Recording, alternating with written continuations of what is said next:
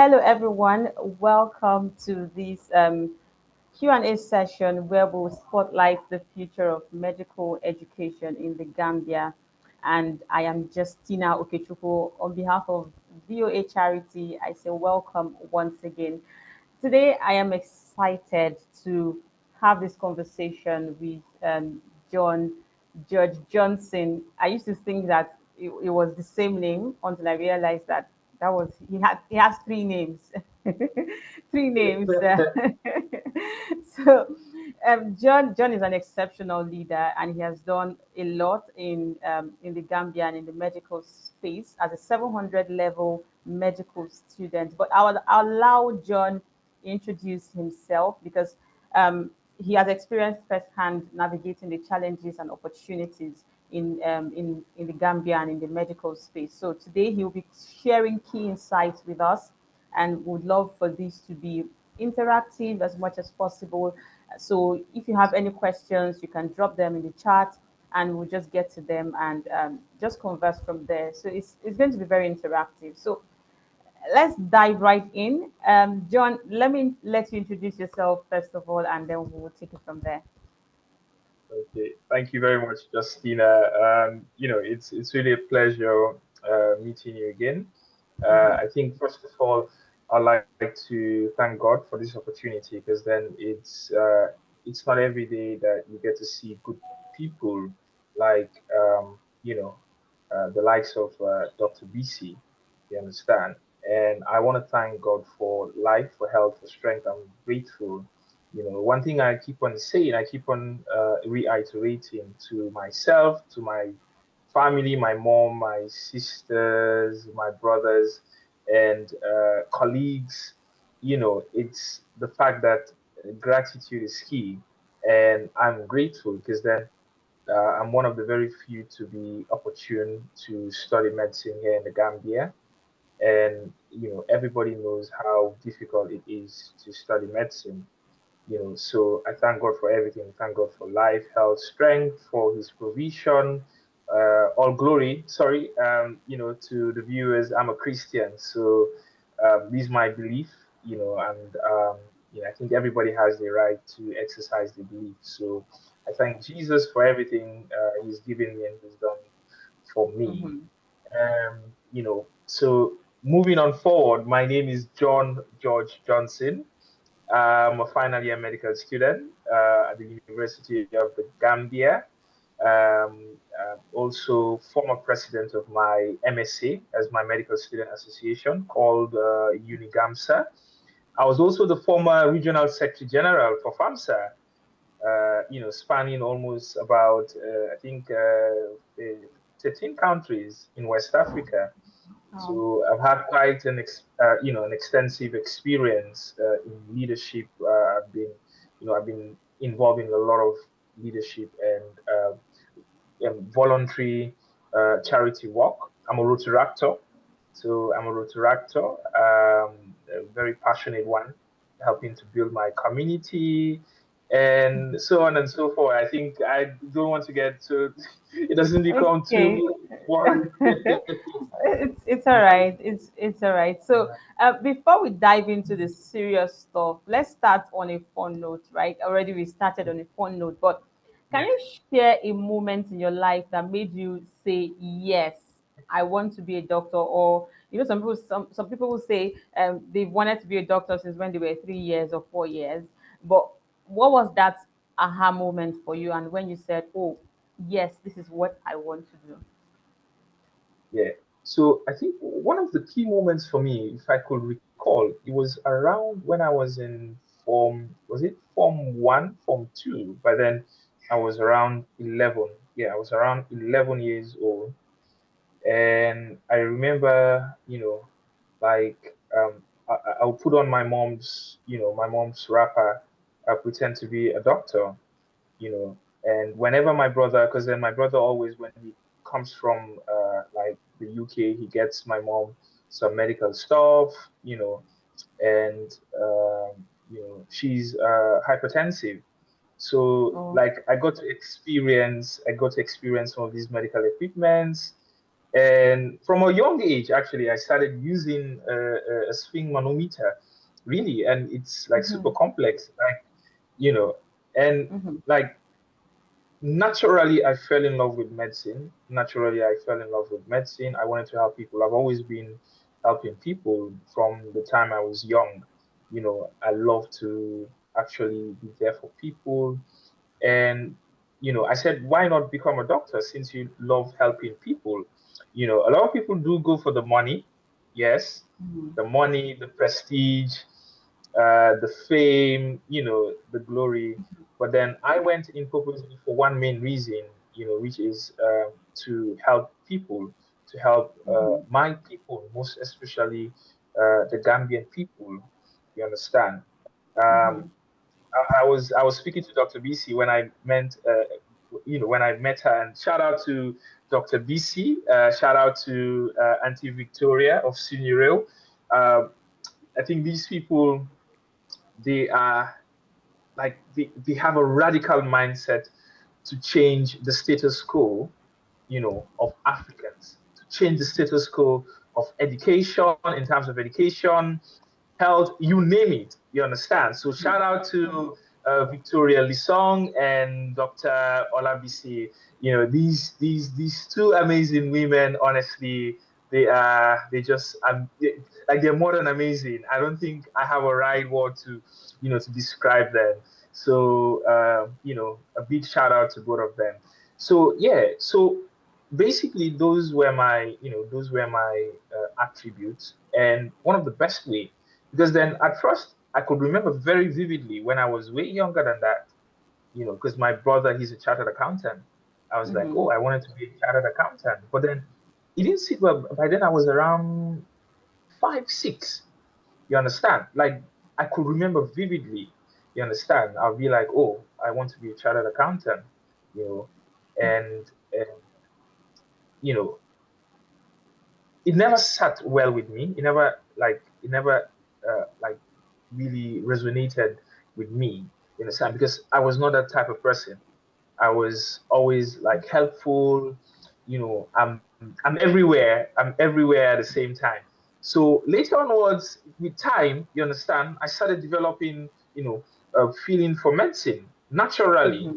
You understand? And I was like, oh, I think, John, this is your calling. And to be honest with you, I've never regretted that call, even though it's taken me 7 good years, and sometimes I'm like, dude, you're not working, you're just collecting stipend. You're not working, it's stressful, you have to be on campus, you have to be ready for everything and anything, you understand, whilst receiving no pay, you understand, but Mm-hmm. it's worth it. At the end of the day, it's worth Is it. it worth it? Mm-hmm. Yes, it is. So thank God. Thank Right. God. Right. Now, so can you share your journey so far? You have spoken a bit about how you, what inspired your move into medicine, right? But can you share your journey so far? What has it been like? Um, your career, the academic path, the struggles, and the milestones that you've had to cover while you were at it. Yes. So it's a long story, but I would summarize it all. Yeah, yeah. So Just summarize. Yeah. so okay, pre-med was tough, because then you Mm-hmm. fail pre-med, you don't get to medical school. You don't actually do medicine.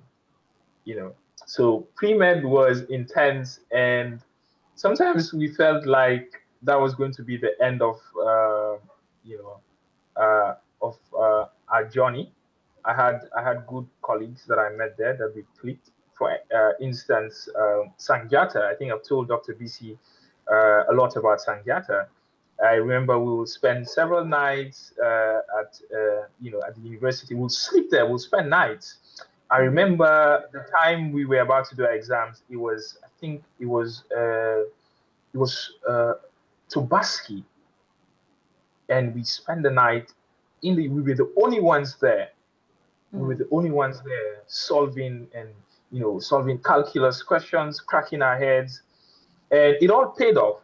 Now, moving moving onwards, going to medical school, it was really difficult because then here you are, fresh from pre-med, coming to medical school. Everything is different. You meeting, you're meeting professors, you're meeting Mm. doctors, consultants. I mean, man, it's there are levels to this game, and there's that intimidation. But then, shout out to all our professors, consultants, and doctors. They make life very fun, easy, and they're Mm. very understanding and accommodating. And and you're like panicked. You panic because then you're like, oh, what about if I fail? What about if I don't live up to standard or expectation? And then boom, COVID came. COVID was, oh my goodness me, COVID was one of the most Yeah. difficult points of my life. Mm-hmm. I thought that I would never, I would never go to university again because it was a Wow. pandemic. It was a pandemic, and millions of people, honestly, may all their souls with perfect peace. Millions of people died, and we were unsure. Yes, we had online classes, but we were unsure. Now, Mm. all glory to God, COVID passed and we resumed school. Now, Mm-hmm. getting to another phase, getting to the clinicals, clinicals will stop because then clinicals, I had to navigate politics, medical school politics, internal medical school politics, and, student leadership politics outside. I had to navigate all of those things. And Mm-hmm. to God be the glory. I was able to do those things, I feel effortlessly, even though I felt like the world on me, but Christ was in it. Christ was in it, and I was very successful. And in that journey, I got to meet a lot of people. I got to meet the head of state, the president of the Gambia. I met with ministers, various ministers. I met with various dignitaries, and I was able to sell them the agenda. You understand, Mm-hmm. of health, and they were all interested. You understand? These people, these are leaders. Obviously, every single leader wants the benefit of the people, whether be it internal or external. Yeah. There's always that love that gravitates to people, to helping people. And whenever I will tell them the issues, the problems of medical students, etc., etc., like they were their interest got really piqued, even though they know the problems, you understand. But then in a student's perspective, you understand, with this interview being its theme, you understand, Yeah. like it really captivated their attention, and they helped. So it's been tough, really. It's been tough. I think that I think I'll So leave that as a okay. summary. Oh, Yeah. okay. Let me pick from what you just said now. So you just mentioned highlighting some of these challenges, and I would like you to just kind of highlight those challenges that medical students in the Gambia face today. So one of the biggest challenge medical students face is transportation. Transportation has been an issue, um, despite the fact that the Gambia is small. You Mm-hmm. understand, transportation is difficult, as in we don't have a bus, and then a lot of quite a number of the students, you understand, come from low income background, you understand, Mm-hmm. and they come from the provincial areas, and it's difficult for them to travel. So there's no bus, you understand. The university provides a bus, you understand, for the remainder of the university, the other Mm-hmm. schools, other faculties, but not for medical school. A lot of complexities, you understand, a lot of complexities behind it, but it's very difficult. Number two, the issue of dormitory. Now we have dormitories in the medical school, but we're actually renting. The university rents a whole building for us, and then students occupy it. But then what has been proven to be difficult is payment. It's really expensive. You Mm-hmm. understand? It's expensive. Then you talk about books, you talk about scholarships, you talk about stipend. It's stressful. Medical school is the only school whereby you're trained.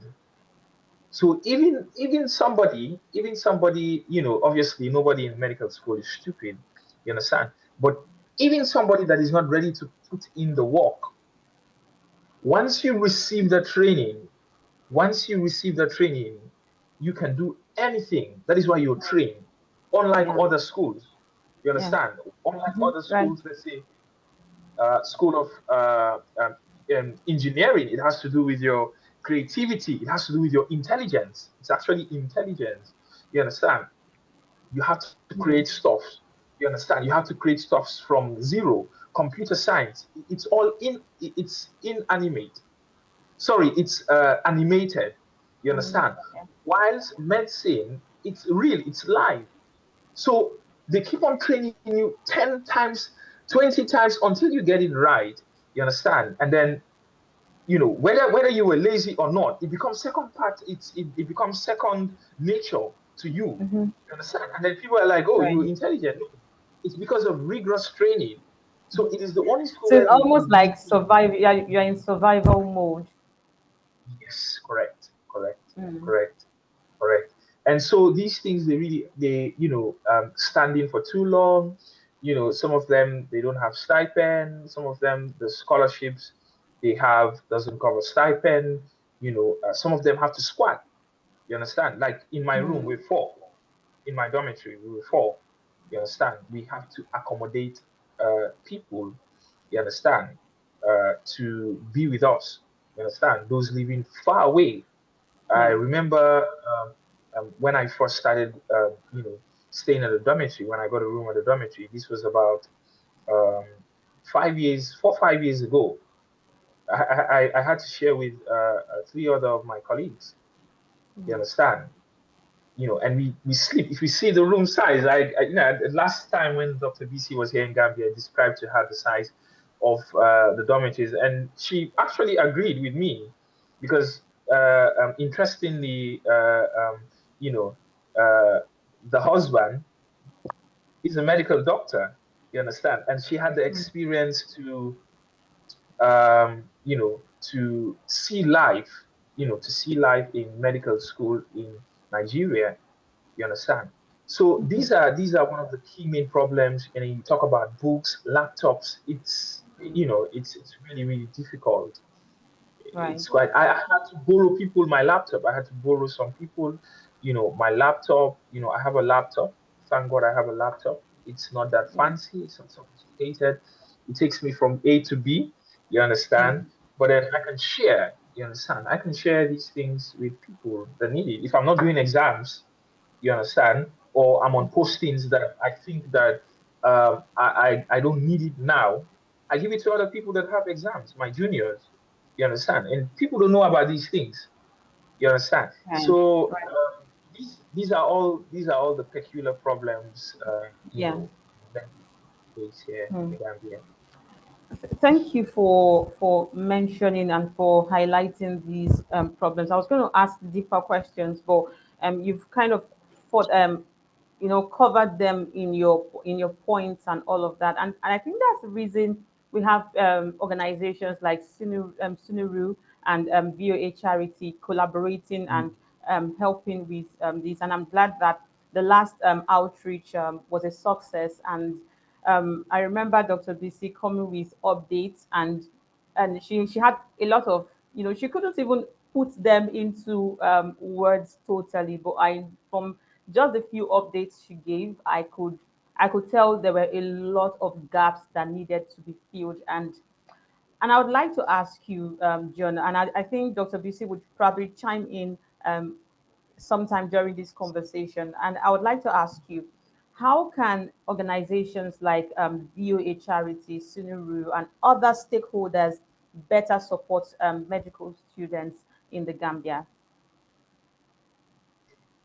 Yeah, so I think again, shout out to Senior Medical Mission. We were one of the first people to bring them over to Unigamsa, that is the Medical Student Association. And Senior has been doing a lot. They've not been only doing a lot for the medical school, the hospital. They come donated items like loads of medication. The last before Victoria Lisong went back to the US, she brought like almost about four four huge suitcases of medications, and these are medications that are expensive. You go to the pharmacies, they're costing thousands of dollars or hundreds of dollars. Yes, let me put it that way. So when you convert it to your local currency, it's a lot. Mm-hmm. And I was there. You understand? I held the bags. You understand? And you talk about equipment, books, you name it. You understand? And when we partnered with them, these were the things basically they want to lift off from the common folks here in the Gambia. You understand? Amazingly, um, you know, um, Auntie Victoria Lisong is from Gambia. You understand? She's a Gambian. She's a Gambian. So she knows really what people are going through here in the Gambia, and she's doing extremely well. And I'm very happy that she brought in VOA because one man can do it all. One man can do it all. Yeah. And what basically VOA can do is the same thing, supporting people in STEM. It's not today they've been doing that. You understand? I was privileged to see the wonderful achievements Dr. BC and her team has been doing. And I was so amazed. I was so honestly, it's like she is honestly speaking. And again, these are people, these are Africans with a radical mindset for change for good. You Mm-hmm. understand? They're not conforming in the normal way. You understand? They're like, okay, you know what? Since this way is not working, we're going to tackle it this way. We're going to make sure we do it differently, but it works and it's going to be drastic. You understand? So Suniro, basically, the last time before I left office, we had a discussion. We had a discussion in the student union office. Mm-hmm. That was sponsored to AfricMed Hospital. Shout out to Dr. Jang, CEO of AfricMed. Really, he's been really helpful towards medical students. You understand? He's been giving scholarships. Like he's been helping medical students, honestly, really. And this is what basically Sunireo intends to do, intends to intensify their efforts, providing scholarships, stipend, laptops. When Sunireo came this time, they gave a number of allied health sciences, physiotherapy, laptops. I saw it with my own eyes. And she was trying to be very civil with it. You understand? But we know, the likes of me, the likes of me know, you understand, such people's heart. And the same with Dr. BC. I had a conversation with Dr. BC. You understand? They don't want to, like, they just want to help without even getting the recognition. And those are the people we need. You understand? Those are the genuine people. You understand? They're the background. They're doing, okay, you want this, we'll give it to you. You understand? We just want to see it happen. You understand? We want to see it happen. You don't need to call our names. You don't need to tell us, you don't need to tell people that we did it. Well, for me, sadly, I'm not like that. I give people their dues, I give people their flowers. And again, shout out to VOA and Suniril. They're doing amazing, honestly speaking. And the mere fact that VOA coming to the Gambia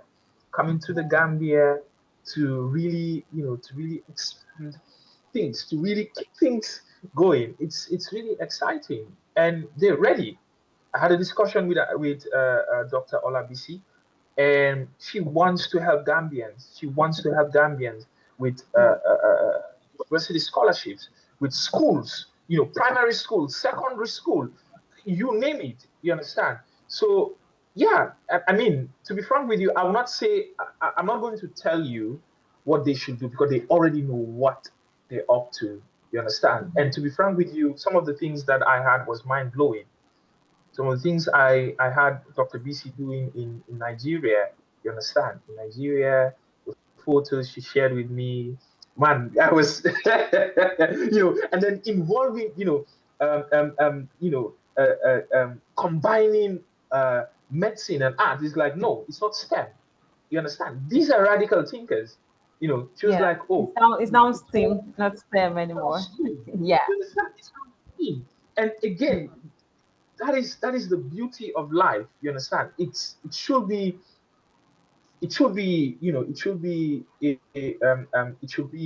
one complementing another. And again, all of this again, shout out again to Suniril for bringing VOA. Honestly, again, Auntie Victoria Lisong is a blessing. She's a huge blessing. And she doesn't only leave people. She brings, I always tell her, she has the ability to bring people, together, you understand, to help. And, again, her theme, you understand, is science and arts. And I think she said something. She said, science will heal the body. She said, but arts heals the soul. I never Yes. had, Right. Right. So yeah, shout out to Senior, shout out to VOA, shout out to Mhm. everybody that has contributed massively to the health sector here in the Gambia. Yeah. Right. Thank you for the accolades. And in the chat, Dr. BC had written one of the challenges, which were brain drain, which was a big deal. It's been an issue that even VOA has been collaborating with other partners and institutions like Sunuru and Silicon Valley Film Festival. And then we've had different initiatives where we had to highlight this problem. For instance, in the Gambia, we have one doctor attending to over 10,000 people, and that's that's insane. That's really insane. And hopefully we will get somewhere someday, and one person at a time, and we're getting it. So, where do you see the future of healthcare in the Gambia? I Honestly, know healthcare in the when you Gambia. shook your head, I didn't understand. Did you No, just did you see? no, it's You why shook I'm your shaking head my and head. you're like, oh You know, no. why I shook my head is, she knows very well. Again, she knows very well what is going on in Africa, and I'll use Africa as a um, I'll use Africa as a grand scale. You understand? She knows. Now, using coming back to the Gambia, you understand? Again, um, the Gambia has been doing very well in terms of the health sector. To be honest with you, where we were before and now it's completely different. We now produce more doctors. In the past, about 5 6 years ago, no, not even 5 6 years ago, so we do cohorts. I mean 19 cohort. Okay. cohort. Well, those that graduated last year and year before last, 16, 17, Hmm. they were like, okay, 16 cohort was like about 36 students. That's really Okay. small. And then 17 cohort was about 45. You Hmm. understand? And then now our immediate seniors that graduated, that got inducted yesterday, Hmm. they're like 50, 57 or 58. And then I can tell you, out of that 57, 58, some of them basically they're not in the country. You understand? Some have to go back home in Nigeria, Liberia, Sierra Leone. Some of the Gambians that are here will want to go and pursue a master's degree. Some will want to travel for other opportunities. You understand? So we're saying like 40% of them will leave. You understand? Remaining 60%. You understand? Now, the reason, obviously, we all know for the common slang, Jakpa, you understand, Japa. is that Jakpa, you understand, is, obviously people want a better life, people want good pay, because then, when I pay you a lot of money, obviously you're happy and then you're Just yeah, motivated you and you stay. Hmm. exactly, you understand. So though we're getting there gradually, we're getting there gradually, you understand. Um, you know, we definitely need to be more patient. We need to put our heads together. Now, Dr. BC basically opened my eyes to a lot. You understand? She opened my eyes to the extent that, even me myself, I was like, wow, I never had this sort of epiphany. You understand? Like, you basically brought this epiphany right to my doorstep. You understand? Which is, you can make a lot of money here in Africa. You understand? You can make a lot of money here in Africa. You understand? People are not really just putting their attention to, Mm-hmm. uh, you know, the things that really can work. People have to be innovative. You Mm-hmm. understand? Basically, that was her key message. You understand? There are opportunities here. You understand? There are opportunities here, but it is how to channel them. You understand? How to actually bring them out.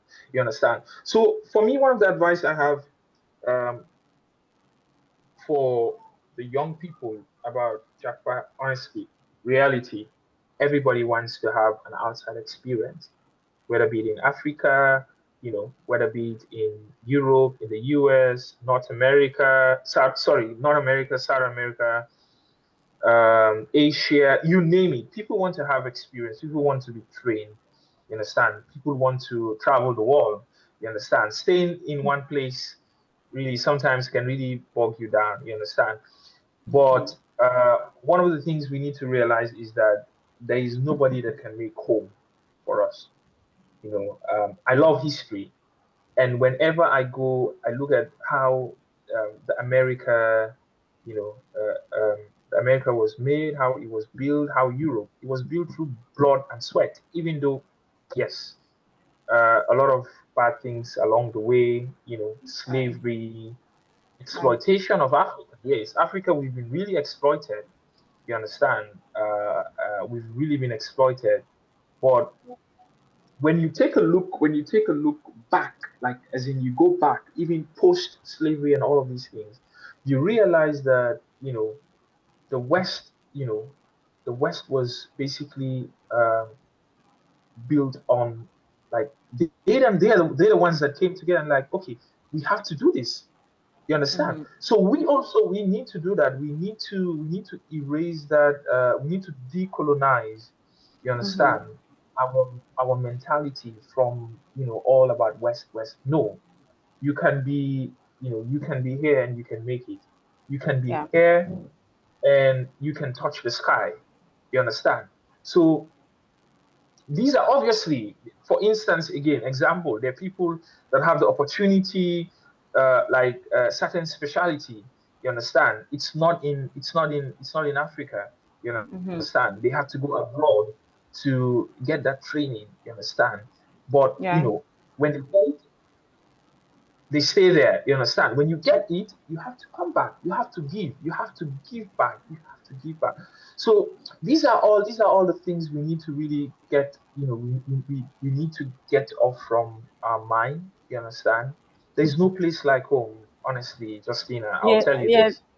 And I see Dr. Victoria's comments, and she's saying we need to decolonize the way we think. Just because it is Western doesn't make it better. So that's buttressing your point about even though you go there to get that know-how, bring it back home and do something with your knowledge at home. Yeah. So Yeah. go ahead, please. Oh yeah, yeah. So this is it. As young people, as young Africans, we have an obligation to our home, to Africa. You understand? Again, nobody can make Africa better. We are the ones that have to make Africa Mm-hmm. better. Yeah. Right. You understand? And to be frank with you, I'm seeing it. I'm seeing it here in the Gambia. They're young people, they're young scientists, they're young doctors making it. You understand? And shout out to all of them, those in the West coming back home to give back. Honestly, shout out to each and every one of them, bringing back their expertise back home. You understand? Doing Mm-hmm. massive things. You understand? Shout out to all of them. For me, as I say, like, definitely people want to have that opportunity. That's the reality. You understand? People want to have that exposure. You understand? But have it and come back. A very good example I'll give is Professor Gabriel Ogun. He's a senior consultant pathologist, and he's our provost. He's the provost of the School of Medicine and Allied Health Sciences in the Gambia. He's a Nigerian, a Yoruba, Mm-hmm. and I've engaged him. I've engaged him. He's engaged me. We talk, yeah, and he tells me a lot. He's like, John, look, people have different, and he's a real African patriot. Honestly, I've gauged him several times. Honestly, and he's lived in the West for like he's lived in the West. You understand? But his whole life it has been like giving back to Africa. You understand? Mm. Giving back to Africa. You understand? Like he did the USLME. He did his fellowship in the US, but he studied here in Africa. He gave back to Africa. He's still giving back to Africa. He goes up and down, but he's like, John, look, nobody's going to make Africa better. Whether I travel, whether I go and stay there, I make millions. He said, I have a purpose. Keyword, Mm-hmm. I have a purpose. The likes of Right. Professor Ogun, the likes of Dr. Matthew and Matthew, you understand, a senior consultant of obstetrics and gynecology here in the Gambia. They keep on saying the same thing. You understand? They're like they have a purpose, and these are people that they've gone to the West. They've gone to the West. They've collected all what they've needed to make it in life. You understand? Mm-hmm. And to even make it bigger in the West. You understand? But they're like, Mm-hmm. look, we have a purpose. We have to come back. We have to give back. And these are people that when you talk with them, they really get to open your eyes. They get to tell you the realities of the world. And basically, they tell you that, dude, like man, woman, you can actually make it here. There's nothing stopping you. Right. So shout out to Right. all of them. Shout out to all those, African patriots to motherland Africa, coming back, giving shout out to all of them. Honestly, it's really a blessing. If not for the likes of them, you understand.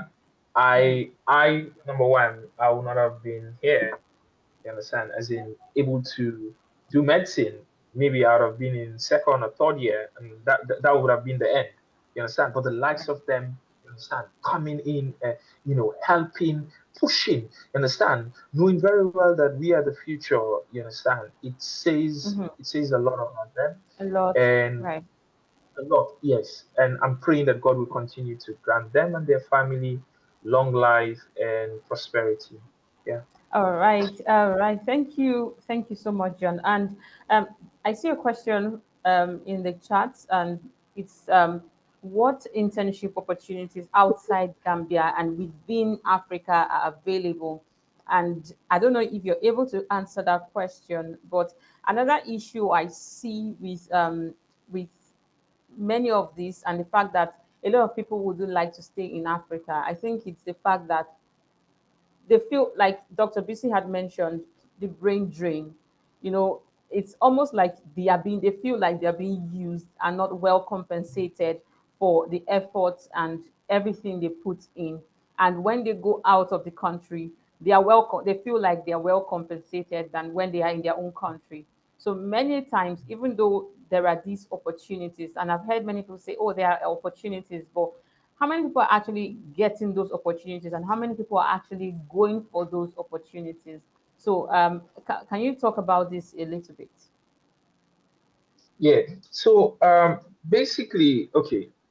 Again, And maybe you could touch um, on maybe you could, while saying that, you could also touch on your journey as well personally. Were you able to see these opportunities, and are these things something that you have seen other people tap into and in getting them? okay. So okay. Um, I think this is a very good question. It's actually a very good one. And one thing I'll say is that the opportunities are there. Now, as a medical student here in Gambia, okay, in Gambia, again, it's very difficult. Like, I don't know how to put it. You understand? I'm really trying to frame it in a very constructive way. but it's very difficult because then the program is so intensive. Like you don't there are, there are no time for you to have, to do an internship. You understand? Now, Dr. BC, when I met with her, she's like, John, like, have you heard about clinical trials? I'm like, yes, I've heard about clinical trials. You understand? You but then my own understanding about clinical trials is like you have to be hands-on. You understand? And then she came to tell me that, like, no, the clinical trials is huge. I'm like, what? The data analysis, data input, you name it. You understand? There is Mhm. marketing. I'm like, what? Like me, I don't know this one or me. What I know is clinical trials, what I've seen, from my own knowledge, you understand, from my own knowledge, is that you go Mhm. to the hospital, you do experiment on things, you understand, give drugs maybe to people, test the adverse reaction. It's like, no, like this, it's more to that. You understand? It's Mhm. more to that. I'm Mhm. like, wow, I never knew. You understand? It's like, yeah, doctors actually need to know about computer. You understand? Medical computation. You understand? Mhm. And she's like, that is what basically I am trying to do. You understand? To make sure that people know about clinical trials. You understand? And she introduced me to NXT CRO. You understand? Next CRO, And yeah. yeah, next CRO, you understand? Clinical research, sorry, contract research organization, you understand? Whereby people, medical students, it doesn't matter which field you're in, you can actually go into it, you understand, and earn a Mhm. living, you understand? So the opportunities basically, to be very frank with you, is when you finish medical school. You understand? Because it's so hectic. The opportunities, as in a internship, it's really difficult because then you can't balance it because every 1 week, 2 weeks, you have exams. You understand? So it's really difficult. It takes really sacrifice and energy. And if you're doing this internship, you can't do them for free. You want to Okay. get paid. You Mm. understand?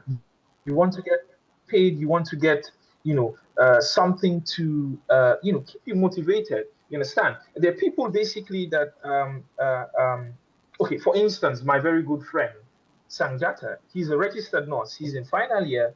He's a registered nurse. But then he works at the pharmacy. You understand? He works at the pharmacy, you know, he has responsibilities. You understand? He has some other business ventures he wants to go into. Of recent, now he has a care home company. You understand? Like just like next CRO. You understand? Yeah. You want a Mhm. job, he connects you. You understand? And then he Mhm. gets a percentage. You understand? I've been with him through the process. About, yeah, yesterday, Friday, we were at the Ministry of Justice. We went to collect his paper, his business registration. But it's Mhm. all hard work. It's all hard work. It's stressful, and then you have to Mhm. couple it all up with your Mhm. academics. You Mhm. understand? So these things basically, only few people really have the heart, the Right. boldness, go out, you understand, and like, okay, you know what, I'm going to change the norm, you understand? But as Mhm. in maybe programs being fitted in, to give medical school, to give medical students opportunities to have Mhm. internship, opportunities. Mhm. Well, nah, it's really difficult. It's quite Right. difficult. Right. I also saw a comment. I already said it that while this conversation is on, we'll just keep checking the chats and seeing Yeah. what comments are there. So I see another comment: University of Gambia, Zambia, and University of Ghana. They have phenomenal programs as well that medical students can tap into. We have to. She also said something very crucial. She said we have to also understand that sometimes service to humanity comes with a lot of sacrifice, and that's one thing that a lot of people do not know. And even though yes, it comes with a lot of sacrifice, but you need something to just keep body and soul together, right? So I understand Yeah. there's supposed to be that balance in keeping people motivated and at the same time making them allowing them give give what they can as well while at it. So, I think my next question would be, what message do you have for, um, what message would you like to share to aspiring medical students? Yeah. So basically, to be honest with you, I'll be very honest. Medical school is difficult, and if you go in there for the wealth, then it's the wrong field. Trust me. If you go in there for money, you go in there for anything apart from helping people, like that's the wrong field for you. Right. And you know, the best advice I can give is follow your dreams. Like you have to really, like, it has to be part of you. You understand? Mm-hmm. It has to be part of you. It has to be something that you really love, you want to do. You understand? Mm-hmm. And you're going for it. Don't allow anybody to stop you. You understand? Don't allow anybody to bring you down. And if you're going, Mm-hmm. make sure that you get the right mentors. Make sure you get the right people to put you through. You understand? It's important. Right. Just yesterday during the induction, one of the professor, he's a pediatrician, Professor Adegoge. He said something. Sorry, Professor Bello. He's a radiologist. He said something. He said, "Look," he said, "don't confuse." He said, "If you want, if you want to do the right thing in medicine, to be a professional," he said, "don't be going and seeking, spiritual, advice." He said, "No." He said, "When you have spiritual problem, you go and seek spiritual solution. When you you have professional problem, you go and speak to a professional to help you solve Mm-hmm. the problem. You understand?" He said, "So Right. don't mix up any of them." He said, "But all, in everything you do, you need God. You Mm-hmm. understand? You need God. You need God. You need God to be in it. You understand? So Right. definitely, you want to go into medical school. Believe me, everybody can do it. It just takes determination. It takes determination, discipline, prayer. You understand? Prayer of all. You need God because medicine is not easy. Trust me, Justina. Now I'm telling you from experiences. Some days it's really it's tough. It's tense. You understand? So my advice to those young people wanting to do medical studies, you can do it. There is no dream that is impossible. Mm. I never thought I was going to be a medical doctor. You understand? And here I am. To God be the glory. I'm almost there. I am almost there. You understand? So keep faith, keep pushing. Never doubt yourself. You can do it with God by your side. Every single thing is possible. And most importantly, make sure that you take your studies very serious because at the end of the day, that is what you'll be judged on. So Thank I you. think the one you talked about sacrifices, sometimes you don't have to be paid. I'm a perfect example. You understand? All the organizations I have joined, I don't receive a butut. Yesterday I had a very long day. Yesterday I had a so long day. Guess what I was doing? From school, I went with my colleague, Isat Jase, we're both road directors. We have a project to deliver 5,000 pads. 5,000 pads. You understand? Mm-hmm. We went to a school, St. Martha's. It's a Catholic school. They have a Mm-hmm. big school and then we have a training center for ladies. And we were there for nearly 2 hours. You understand? Trying to see what we Mm-hmm. can do. You understand? Trying to see with the plans we can come up with, etc. Engaging people. You understand? Mm-hmm. My time, apart from seniority, apart from VOA, I'm also into other various organizations, all have to do with helping my skill. I don't have nada butut. You understand? Student, I'm a student. I just love helping people. I love helping people. And I Right. think this is why, God has really been amazing because then whenever I need help, He helps me. You Mm-hmm. understand? In my church, I am the church organist. I'm the church organist in my church. I don't take a butu. It's a service to God. I go there. Sometimes I am so tired. Sometimes when even the congregation they see me, they know that this boy, this one, this one should not have been here. Is due to maybe indeed he has to come and render his service. You understand to God, but it's difficult.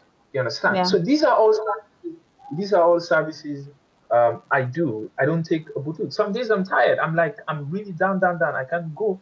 You understand? I can't go anywhere. I have exams. I can't go to church. You understand? You know, it's difficult. Fun. I just saw on the message, Dr. BC, if I have any fun. Sadly, my fun is helping people. Oh, Like, yeah, I don't honestly, my life is it's okay. but I take happiness. I take happiness in helping people. Yeah, I do run. I do a long distance. I do a lot of long distance running marathon because then Okay. to build up mental capacity and to stay fit. Obviously I do exercises. You understand? But falling, yeah, no, no, no, no, Okay. no. Really. Okay. So yeah, Okay, that's yeah. fine. That's fine. Okay, so before we round up, I just wanted Dr. BC or Dr. Victoria or Mr. Eric, anyone who has something to just chime in, or you have questions to ask, or you just have a contribution, just give a few, maybe like 3 minutes or 2 minutes to just hear from our audience.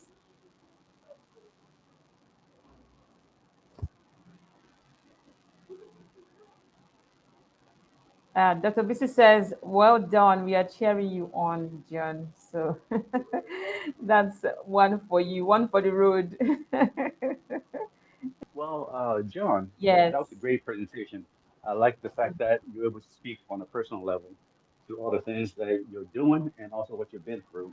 And I think that's always a great testimony for our young people and the people that are up and coming to understand that it's not easy. And you have Mm-hmm. demonstrated that giving back is a blessing. And the fact that that's what you love to do is a great thing, right? Because it's inspiring for us that are looking to help and reach back and bring all people up. I think this was a great message that you provided us. So outstanding. Thank you. Thank you, Mr. Eric. Thank you, Mr. Eric. Thank you so much. And Dr. Victoria says, keep pushing and try not to make noodles and eggs. Oh my goodness me. Oh my goodness me. Dr. Victoria is a different human being altogether. Just a quick so we're from the same ethnicity. Oh, We Akkus. Yes, we're Akkus. And shout out to Auntie Victoria. I call her Auntie Victoria. She's been so helpful. Honestly, God bless her. Auntie Victoria has been one of the people really since I've met her. Really, it's been so amazing. She's not only been there for us emotionally, but in terms of finance, she's helped my association a lot, with a lot of money. Honestly, that's the reality. When we want to go for our outreaches, and she'll be like, "Oh, don't worry, I got you covered." Within minutes, John, go pick up this money. You understand? mm, Justin, go pick up this money every single month, and this is now going on for 2 years now. You understand? So you know, like it's really amazing. You understand? And I think Gambia is really blessed to have her as a daughter. You understand? Yeah. kudos to kudos to Sunuru and Dr. Victoria for an incredible job she's doing out there, and for many others. She's also, by the way, she's also a board member, and she's also a mentor in VOA charity. So yeah, thanks to her for her support. And for anyone, and thank you, John, for sharing your story and for those insights, and to everyone who has dropped nuggets and all. And to our audience, thank you so much for joining us today. And this video is being recorded and we'll put it out there for whoever, for others who need to listen, and particularly for people who would like to support, for our donors and supporters, for everyone to just share in this life with you, John. Thank you for also being a great support to other students in the Gambia, and for being a great inspiration, and for holding the fort as well. There are many ways to get involved, and for anyone who is asking, who would like to know how to get involved, follow VOA Charity for updates on our initiatives and what we've been up to. We've done a lot in the past 2 months, and it's been incredible. And Dr. BC was in Nigeria in January and in February as well, and she used the opportunity to do a lot. And thanks to her for putting this together. And let's put our hands together and build a better future for healthcare. And thanks to our sister organization Next CRO as well, doing incredible job and being an eye opener for Yeah. people like John, and to see that there are many opportunities out there. It's just for you to open your eyes. And there's one, I'm also a Christian, so there's one prayer I always pray, which is eyes that see and ears that hear, that you don't miss the opportunities when they come and you can grab them immediately. So Yeah. thank you, everyone. Thank you. Thank you to everyone And who joined. thank Thank you you so so much, much. Justina. Thank you, for engaging me, for engaging me and always, responding to my emails on time. You've been very consistent with me. You've engaged me. You've tried to make things very smooth, very comfortable, convenient. Really, God bless you. Really, I'm really Thank you. grateful to My pleasure. have this opportunity and privilege to be part of your organization, um, headed by Dr. Olabisi, to be part of VOA and next year. I'm really grateful. Thank you so much again. And thank you very much for this Thank interview. you. I'm really, really, really grateful. So grateful. Thank you. Yeah. It's my pleasure. Thank you, everyone. Thank you, John. This was a great meeting. Thank you, Mhm. Justina. Thank you, John. I enjoyed it and learned some more things. And thank you to everybody who took time off to join and support. The best is yet to come. So I'm very proud of you. Keep going. Bye, See ya. everyone. Okay.